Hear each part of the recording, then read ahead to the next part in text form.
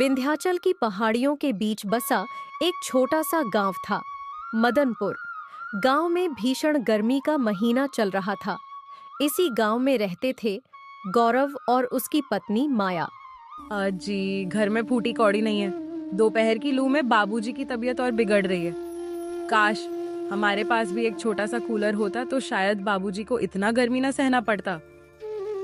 हिम्मत मत हारो माया, आज मजदूरी के पैसे मिलेंगे तो कम से कम दवा ले आऊंगा।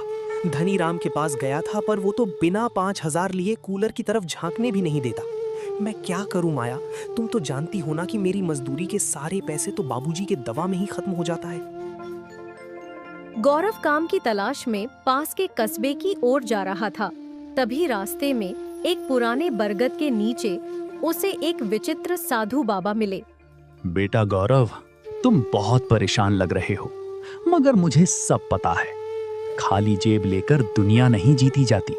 अगर नीयत साफ है तो कल रविवार की भोर होने से पहले पूरब वाली पहाड़ी के पीछे जाना।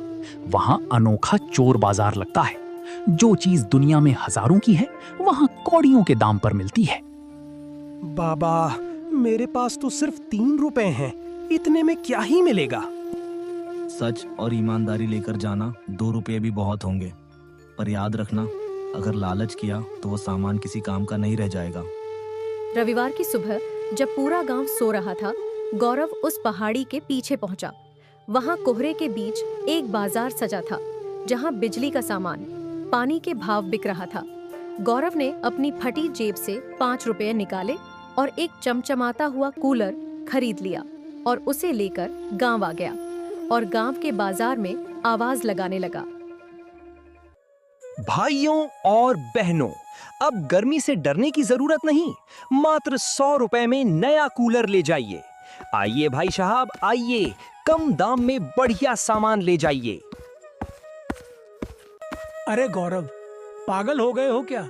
पास वाले दुकानदार धनीराम तो 5,000 मांगता है, तुम 100 में कैसे दे रहे हो? कहीं से चुराया हुआ तो नहीं ना है भाई? अरे नहीं नहीं काका, ये चोरी का सामान नहीं है, ये एकदम असली मॉल है। और ये मेरा वादा है काका, अगर हवा ठंडी ना लगे तो पैसे वापस। 100 रुपए का कूलर है और इतना बड़ा वादा। चलो ठीक है, वैसे भी बहुत गर्मी लग रही है, मगर ये कूलर घर ले जाऊंगा तो भाग्यवान बोलेगी ये सस्ता कूलर कितने दिन चलेगा, लेकिन तुम वादा करते हो तो ले जाता हूँ। देखते ही देखते गौरव के सारे कूलर बिक गए। गांव के हर गरीब के घर में ठंडी हवा चलने लगी। लेकिन यह सब देखकर कूलर का दुकानदार धनीराम की आंखों में खून उतर आया। उसे अपनी काली कमाई डूबती नजर आ रही थी। ये कल का छोरा मेरी दुकान बंद करवाएगा। मदनपुर में राज सिर्फ धनीराम का चलेगा। आज रात इसकी दुकान और किस्मत दोनों को आग लगा दूंगा। ना रहेगी दुकान, ना रहेगा कूलर। आधी रात को जब सन्नाटा पसरा था, धनीराम ने चुपके से गौरव के दुकान में आग लगा दी। आग की लपटें आसमान छूने लगीं। सुबह जब गौरव पहुंचा तो वहां सिर्फ राख बची थी, न दुकान बची न सामान। हे भगवान, अब क्या होगा? हमारा सब कुछ जल गया। उस दुष्ट धनीराम ने हमारा सपना जला दिया। मैं कूलर तो ले आऊंगा, मगर दुकान नहीं रहेगा तो मैं कहां बेचूंगा? हे भगवान, अब तू ही कोई रास्ता दिखा। गौरव उदास मन से घर लौट आया। माया, उसने लोहा जलाया है, मेरा हौसला नहीं। मेरे पास अब भी वो 2 रुपए बचे हैं। मैंने 3 रुपए का ही कूलर लिया था, 2 रुपए बच गए थे। मैं फिर चोर बाजार जाऊंगा, इस बार बिना छत के खुले चौराहे पर दुकान लगाऊंगा। गौरव फिर से उसी बाजार की ओर चल पड़ा, लेकिन उसे नहीं पता था कि धनीराम भी उसके पीछे आ रहा था, ताकि वो भी जान सके कि इतनी सस्ती सस्ती सामान आखिर लाता कहां से है। धनीराम ने चोर बाजार का रास्ता देख लिया और पीछे पीछे वहां पहुंच गया। अच्छा, तो ये है वो जादुई बाजार। अब समझ में आया कि ये इतना सस्ता क्यों बेचता है। अब मैं यहाँ से एसी और कूलर ले जाऊंगा और शहर के दामों पर बेचूंगा और 4 गुना पैसा कमाऊंगा। फिर गौरव को तो मैं सड़क पर ला दूंगा। धनीराम एक दुकानदार के पास जाता है और पूछता है, ओ भाई, ये सबसे बड़ा वाला कूलर और वो चमचमाता हुआ एसी कितने का है? हिसाब से लगाना, मैं लगभग 100 एसी और कूलर लूंगा। यहाँ कीमत रुपयों से नहीं, नियत से चुकाई जाती है। इस कूलर की कीमत 5 रुपये है, पर याद रखना, इस बाजार का नियम है, अगर इसे गरीबों को महंगे दाम पर बेचोगे तो यह ठंडक नहीं, आग उगलेगा। हाँ हाँ, ज्ञान मत बांट। ये ले 50 रुपए और मेरी गाड़ी में 100 कूलर लोड कर दे। बेवकूफ बुढ़ा, व्यापार करना है तो मुझसे सीख। उधर गौरव हार मानने वालों में से नहीं था। उसके पास अब न दुकान थी न छत। उसने गांव के मुख्य चौराहे पर एक पुराने पीपल के पेड़ के नीचे अपनी जगह बनाई। जी, यहाँ धूल उड़ रही है, सूरज सीधे सिर पर है, यहाँ ग्राहक कैसे आएंगे? लोग तो धनीराम की बड़ी दुकान पर जा रहे हैं, सुना है उन्होंने भी आज दाम कम कर दिए हैं। माया, जिसके पास ईमानदारी की छांव होती है, उसे छत की जरूरत नहीं पड़ती। मैं आज भी उसी दाम पर कूलर दूंगा जो गरीब की जेब सह सके और कोई गरीब लू में ना सो सके। तभी कुछ गांव वाले गौरव के पास आते हैं। गौरव बेटा, धनीराम ने भी 500 रुपए में कूलर बेचना शुरू कर दिया है। लोग वहां लाइन लगा रहे हैं, तुम अब क्या करोगे? यहाँ तो कोई भी नहीं आ रहा। काका, मैं तो सिर्फ 50 रुपए में दूंगा, पर एक बात याद रखना, मेरे कूलर की हवा सिर्फ उन्हीं को लगेगी जो मेहनत की कमाई खाते हैं। धनीराम ने अपनी दुकान के बाहर बड़ा बोर्ड लगा दिया, महासेल, 5000 का कूलर सिर्फ 500 में। लोग गौरव को छोड़कर धनीराम के पास भागने लगे। धनीराम की तिजोरी नोटों से भरने लगी। देखा, गौरव को तो मैंने कहीं का नहीं छोड़ा। अब उसकी दुकान पर तो कोई जा भी नहीं रहा। कुछ ही दिनों में मैं गांव का सबसे अमीर आदमी बन जाऊंगा। तभी वहां गांव के लोग गुस्से में आते हैं। ओ धनीराम, ये क्या कबाड़ बेच दिया? घर ले जाते ही कूलर के पंखे उल्टे घूमने लगे और पानी की जगह गर्म हवा फेंक रहा है। लगता है जो कूलर नहीं बिक रहा था, तूने सस्ते दामों में हमें सड़ा हुआ कूलर दे दिया। मेरा तो इसी फटते फटते बचा, इसके अंदर से तो काला धुआं निकल रहा था। धनीराम, तूने हमें लूटा है। देखते ही देखते धनीराम की दुकान के बाहर भीड़ जमा हो गई। लोगों ने देखा कि जो कूलर धनीराम लाया था, उनका रंग उतरने लगा और वे पत्थर की तरह दिखने लगे। ये जरूर किसी का चुराया हुआ कूलर लगता, तभी तो उसके श्राप से ये पत्थर का हो गया है। धनीराम ने हमें ठगा है, मारो इस लालची को। भीड़ लाठियां लेकर धनीराम की तरफ दौड़ती है। धनीराम डर के मारे अपनी दुकान को छोड़कर भाग पड़ता है। भागते भागते धनीराम उसी चौराहे पर पहुंचा जहां गौरव पेड़ के नीचे शांति से बैठा था। धनीराम के पीछे गुस्से में पागल गांव वाले थे। गौरव, मुझे बचा ले भाई, मुझसे गलती हो गई।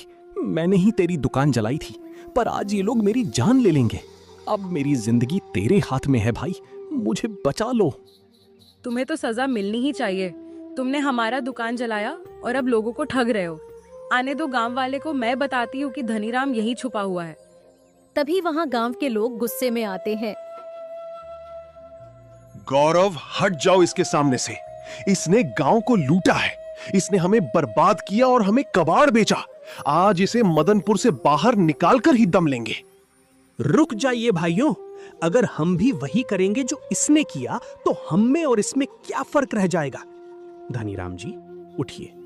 आपने दुकान जलाई, उसका दुख मुझे है, पर आपने जो लोगों का भरोसा तोड़ा है, उसका दुख इस पूरे गांव को है। गौरव, मुझे माफ कर दे। उस चोर बाजार के दुकानदार ने सच कहा था कि लालच करोगे तो सामान काम नहीं करेगा और पत्थर बन जाएगा। मेरे सारे कूलर पत्थर के बन गए हैं। मेरा सब कुछ बर्बाद हो गया। अभी यह बहस चल ही रही थी कि वही रहस्यमयी साधु बाबा वहां आए। उन्हें देखते ही पूरा गांव शांत हो गया। जो आग दूसरों के घर में लगाई जाती है, उसकी तपन एक दिन अपने आंगन तक जरूर पहुंचती है। गौरव, तुमने राख में भी उम्मीद ढूंढी। तुम्हारी नीयत साफ थी, इसीलिए तुम्हारा व्यापार चलेगा। पर धनीराम को प्रायश्चित करना होगा। अगर यह अपनी आधी संपत्ति गरीबों में बांटने और तुम्हारे साथ मिलकर ईमानदारी से काम करने को तैयार है, तभी वह बाजार इसे माफ करेगा। नहीं तो ये जहां से भी सामान लाएगा वो पत्थर का ही बन जाएगा। धनीराम के पास कोई और रास्ता नहीं था। उसे समझ आ गया था कि पैसा ही सब कुछ नहीं होता। गौरव भाई, अगर तुम मुझे अपना भाई समझकर मौका दो तो मैं अपनी दुकान की जमीन और अपना सारा बचा हुआ धन इस व्यापार में लगाने को तैयार हूं। हम मिलकर मदनपुर कूलर फैक्ट्री खोलेंगे। हम कैसे यकीन करें कि आप फिर से धोखा नहीं देंगे? अब धोखा नहीं, सेवा करूंगा। गौरव भाई जैसा कहेंगे वैसा ही होगा। अगले रविवार गौरव और धनीराम दोनों एक साथ उस पहाड़ी की ओर चले। इस बार धनीराम के मन में लालच नहीं बल्कि पश्चाताप था। जैसे ही वे बाजार पहुंचे, वहां का नजारा बदला हुआ था। आज तुम अकेले नहीं आए? नहीं काका, आज मैं एक साथी लाया हूं। हम गांव के हर घर में ठंडक पहुंचाना चाहते हैं, पर मुनाफा कमाकर नहीं, दुआएं कमाकर। ठीक है, आज तुम्हें कूलर नहीं, जादुई मोटर मिलेगी। इसे किसी भी कबाड़ के डिब्बे में लगा दोगे तो वो एसी जैसी ठंडी हवा देगा। और इसकी कीमत सिर्फ एक वादा कि तुम कभी भी किसी गरीब को प्यासा नहीं रहने दोगे। गौरव और धनीराम ने मिलकर काम शुरू किया। गांव के चौराहे पर अब बड़ी बड़ी मशीनें नहीं बल्कि मिट्टी के घड़ों और पुराने टीन के डिब्बों से बने देसी कूलर बिकने लगे, जिनमें वो जादुई मोटर लगी थी। अरे, ये टीन का कूलर तो शिमला जैसी हवा दे रहा है और कीमत सिर्फ 10 रुपए। वाह भाई वाह, तुम लोगों ने तो इस गांव को शिमला बना दिया है। जहां देखो वहां कूलर। हाँ काका, अब मदनपुर का कोई भी किसान गर्मी में नहीं तपेगा। अब लगता है हमें इस गांव का नाम मदनपुर नहीं बल्कि कूलरपुर रख देना चाहिए। धनीराम ने गौरव के पैरों में गिरकर अपनी गलती तो मान ली थी, पर अब गांव में एक नई चर्चा शुरू हो गई थी। गौरव और धनीराम ने हाथ तो मिला लिया था, पर गांव के अन्य दुकानदार इस नई दोस्ती और सस्ते सामान से जलने लगे थे। गौरव, गांव के दूसरे दुकानदारों का कहना है कि तुम चोर बाजार से चोरी का माल ला रहे हो। अगर तुम साबित नहीं कर पाए कि ये सामान कहां से आता है तो तुम्हें और धनीराम को गांव से बेदखल कर दिया जाएगा। मुखिया जी, वो कोई चोरी का माल नहीं है। वो तो बस एक ऐसी जगह है जहां पुराने सामान को नया जीवन दिया जाता है। झूठ बोल रहा है ये। अगर जगह साफ सुथरी है तो हमें भी रास्ता बताओ, हम भी देखेंगे कि कौन सा बाजार है जो 2 रुपए में कूलर देता है। हमें भी कूलर लाना है, हम भी गरीबों को कूलर बेचेंगे। धनीराम जानता था कि अगर इन लालची दुकानदारों को उस पहाड़ी का पता चला तो वे उस पवित्र जगह को गंदा कर देंगे। उसने गौरव के कान में धीरे से कुछ कहा। गौरव, इन लोगों को कुछ मत बताना। ये दुकानदार बहुत लालची है। मैं कुछ करता हूं। मुखिया जी, हमें 1 हफ्ते की मोहलत दीजिए। हम साबित कर देंगे कि हमारा माल ईमानदारी का है। हम अपने हाथों से कूलर बनाकर दिखाएंगे। अगले 7 दिन तक माया ने बांस की टोकरियों और खस की घास से कूलर की बॉडी बनाई। गौरव और धनीराम ने दिन रात एक कर दिया। चोर बाजार से गौरव जो पुरानी मोटरें को अपने उस घास पास वाले कुल्लर में लगाया। जी, रात के 2 बज रहे हैं। कल पंचायत का आखिरी दिन है। क्या ये 50 कूलर तैयार हो पाएंगे? माया, मेहनत का पसीना कभी बेकार नहीं जाता। धनीराम भाई, इस टोकरी में वो प्लास्टिक बिछानी होगी ताकि पानी टोकरी से बाहर न जाए। पंचायत का दिन आ गया। पूरा मदनपुर उमड़ पड़ा था। हरिया दुकानदार मुस्कुरा रहा था। उसे लगा कि गौरव हार मान चुका होगा और सस्ते बाजार का रास्ता बता देगा। लेकिन तभी गौरव और धनीराम की बैलगाड़ियां चौक पर रुकीं। गाड़ियों पर 10 शानदार देसी कूलर रखे थे जो बांस और मिट्टी से बने थे, मगर वो देखने में बहुत ही सुंदर लग रहे थे।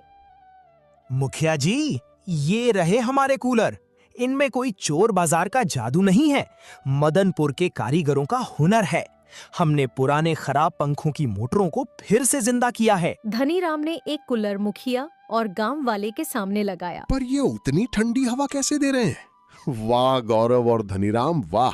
तुम लोगों ने साबित कर दिया कि ये कूलर तुम्हारा ही है, क्योंकि देसी चीजों से जो बना है। मुखिया जी, हमने इसमें मिट्टी के मटकों का इस्तेमाल किया है जो पानी को प्राकृतिक रूप से ठंडा रखते हैं। चोर बाजार ने हमें सामान नहीं बल्कि जुगाड़ और मेहनत की सीख भी दी थी। तभी हरिया दुकानदार ने चलती कूलर को धक्का देकर गिरा दिया और उसने चिल्लाकर कहा, नहीं, ये नहीं हो सकता। इतनी जल्दी इन्होंने इतना ज्यादा कूलर कैसे बना लिए मुखिया जी? इन लोगों के पास कोई जादुई शक्ति है। आप इन लोगों को गांव से बाहर निकालिए। चुप कर हरिया, तू पहले भी लालची था, अब भी लालची है। मुझे पता है तू कोई जादुई चोर बाजार के बारे में जानना चाहता है। मुखिया जी, पहले इस हरिया को गांव से बाहर निकालिए। इसने ही मुझे गौरव का दुकान जलाने के लिए दबाव डाला था, नहीं तो ये मेरा ही दुकान जला देता। मैं इसी दिन का ही तो इंतजार कर रहा था ताकि आप सबको इसकी सच्चाई बता सकूं। क्या हरिया, तूने ये सब धनीराम पर दबाव डालकर करवाया था? आज से तू मदनपुर के किसी भी व्यापार का हिस्सा नहीं रहोगे। तुम्हें गांव के मंदिर की सफाई का दंड दिया जाता है। अब तुझे जिंदगी भर मंदिर में झाड़ू लगाओगे, और हां, वहां एक गौरव का कूलर भी लगा हुआ है। जब भी तुम गौरव और धनीराम की जोड़ी देखकर जलन हो तो कूलर का हवा खाकर ठंडा हो जाना। चोर बाजार का राज राज ही रह गया। गौरव और धनीराम ने कभी किसी को उस पहाड़ी का रास्ता नहीं बताया, क्योंकि वे चाहते थे कि गांव वाले चमत्कार के भरोसे नहीं, अपनी मेहनत के भरोसे जिएं।